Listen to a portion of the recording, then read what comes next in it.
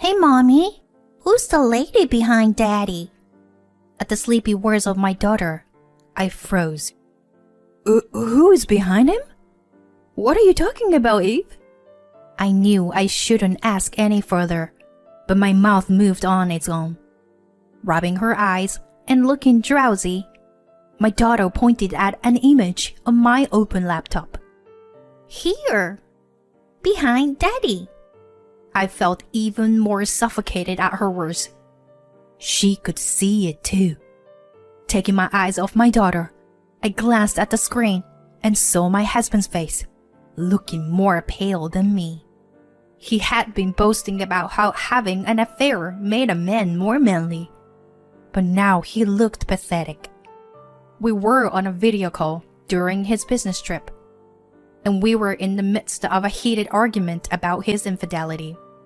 He should be the only person on the screen, but my daughter was pointing to the right side of the image. Summoning my courage, I stared at the window in the background that was visible on the screen. My name is Brianna, and I am a 35-year-old housewife who works part-time. I usually work as a receptionist at a car dealer shop, from morning until around evening. I married my husband Sam a few years ago, and now we live together with our daughter Eve. Sam and I have been friends since our school days. He was popular with women even back then, partly because of his handsome face, but also because he was used to dealing with them. For example, whenever I changed my hairstyle or nails, he would notice right away and compliment me. And he was good at being considerate, like carrying heavy stuffs. Because of his personality, Sam always had a girlfriend. So when Sam asked me out to dinner, I was very happy. At the time, Sam had just broken up with his girlfriend and was feeling lonely. That led to us going out together many times and eventually becoming an official couple. At the time, I was proud to be dating Sam, and for a while I was very happy. One day, I was waiting to meet Sam for our date. He usually arrived early, but that day, he hadn't shown up even after the meeting time had passed. I contacted him to let him know that I had arrived at the meeting place and waited for a while, but he didn't respond. I wondered if he might be feeling unwell, so I headed to the apartment where he lived alone. I pressed the intercom button at the entrance, but there was no answer. I thought maybe he had collapsed inside. Worried, I used the spare key to enter his apartment, but I couldn't find him in the living room or kitchen. I knocked on the bedroom door a few times, but there was no response. So I turned the knob and peeked inside. There was Sam sleeping on the bed. But he wasn't alone. There was another person next to him, with long brunette hair peeking out from under the blanket. The sight is something I still can't forget. Sam, what is going on? I shook him awake. At first, Sam seemed confused or still half asleep and didn't seem to understand the situation. Gradually, he woke up, and his face turned pale as he finally realized what had happened. No, it's just that we were just resting, you know? Nothing happened. Sam's excuse was so weak it was painful. There is no way you could not have done anything while not wearing clothes. At that moment, I was already planning to break up with him. But from the next day on, Sam kept apologizing and begging for me to come back. He even showed me his phone, saying he had deleted all the women's contacts. Eventually, I was swept away by his passion and decided to reconcile with him. After that, Sam stopped fooling around with other women. Or at least that's what I wish I could say.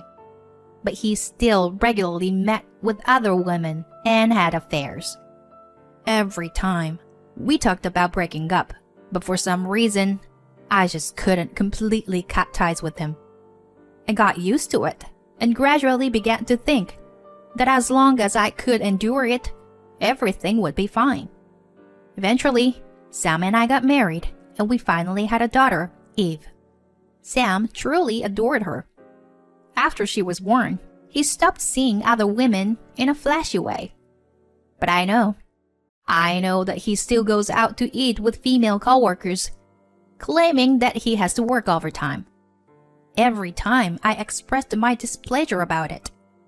Next year, our daughter will be in elementary school and will become sensitive to many things. So I don't want Sam to do anything that would make her feel uneasy. I've told him this many times.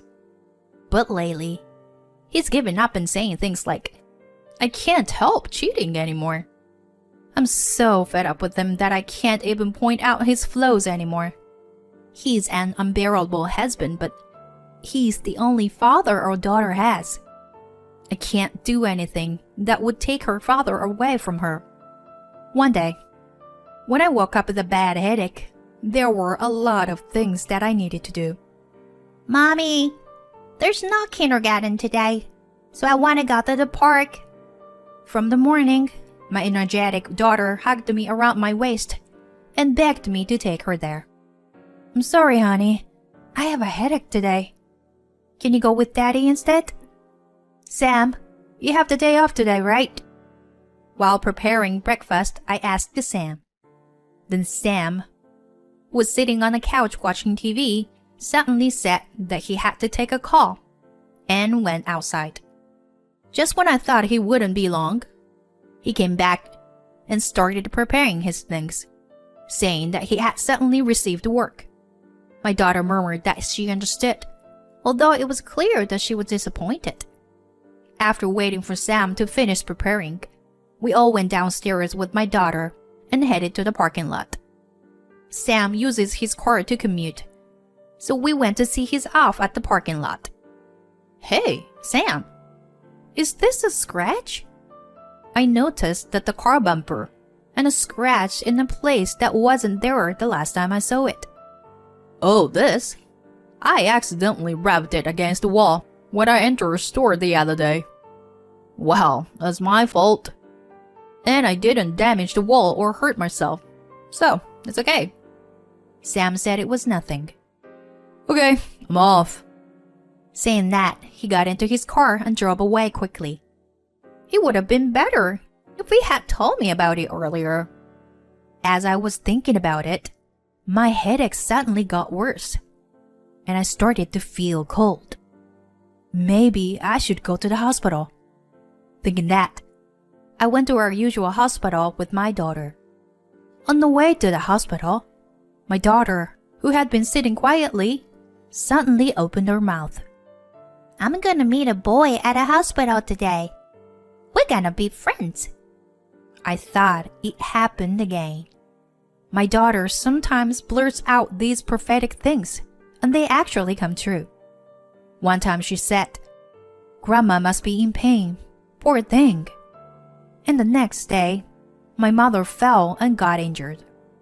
Another time she said, I'm scared of shaking. And as soon as she hid under the table, the earthquake hit. The examples are endless. At first, I thought it was just a coincidence, but now I accept that it's just how it is. And this time, too, my daughter's prediction came true. On our way back from a checkup, in a small square within the hospital grounds, my daughter saw a boy about her age playing alone. As soon as she saw him, she ran up to him and said, Let's play together. Yeah. The boy played with my daughter. I watched for a while, but it seemed like the boy's guardian was not nearby. I became curious and asked the boy, Where's your mom? She's in the hospital. She'll be discharged soon. He then showed me a photo of himself and a woman who seems to be his mother, smiling at each other. They both looked very happy. I can't see my mommy while she's in the hospital, so I have this. The boy looked a little lonely as he said that.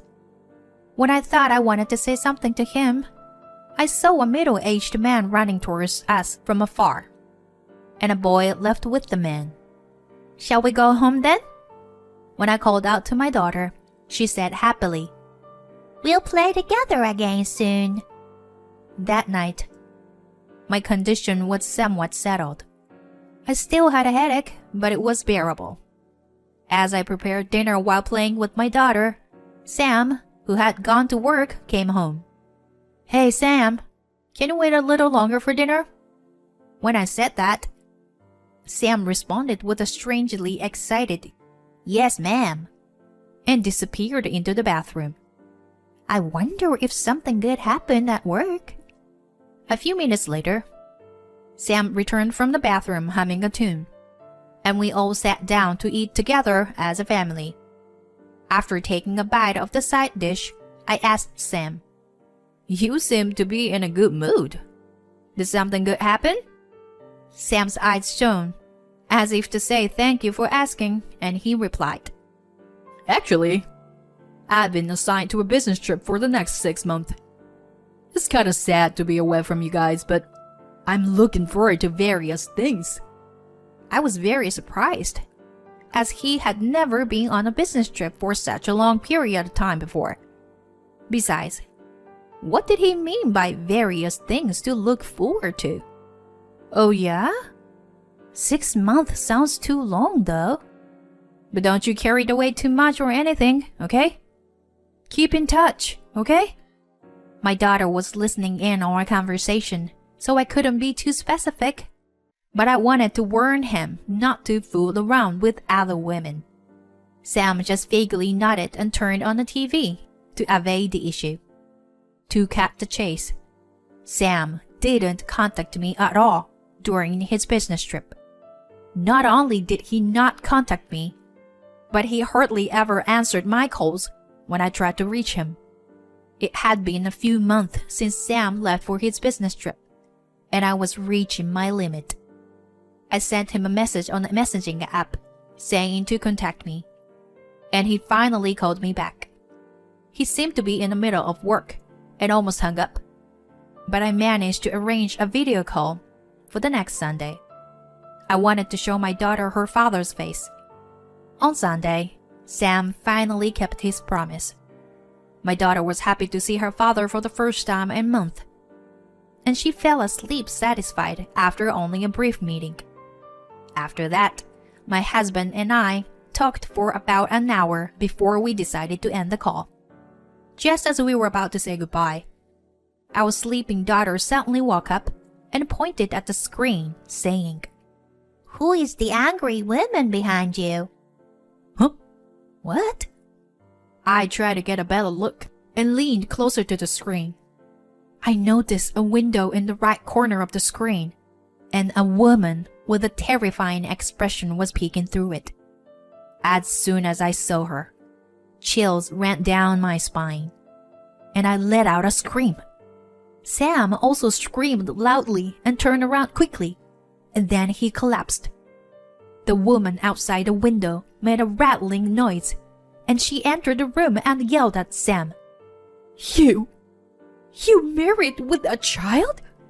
You've been lying to me all this time, saying you like me. How awful.